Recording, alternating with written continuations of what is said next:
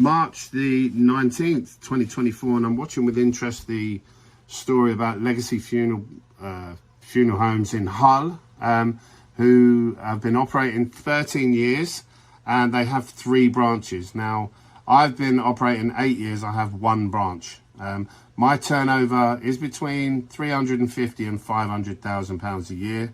And that's based on around about between 120 and 150 funerals, 160 funerals a year.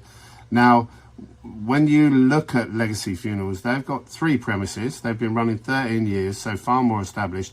We were also told they had 34 deceased removed from their premises. Okay, so that's 120,000 pounds worth of funerals they had on their premises in those deceased, when the average price of a funeral is between 3,500 and 4,500, depending on, bells and whistles.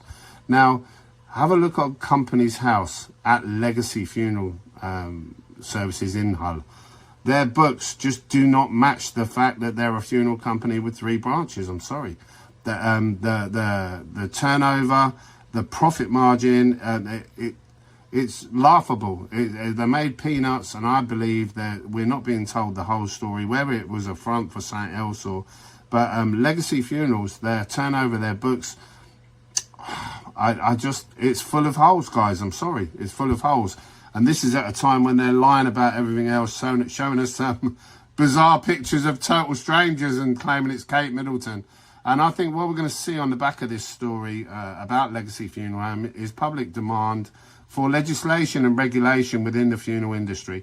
And you'll have to be a member of the SAIF or the NAFD.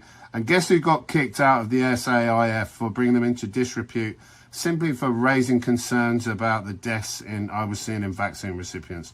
So it'd be a great way for them, on the back of this story, to tighten regulations on the industry to stop anyone speaking out with any concerns about the massive biblical numbers of excess deaths we're seeing. I don't buy the story. I don't trust them. I don't believe them. Take a look at the books.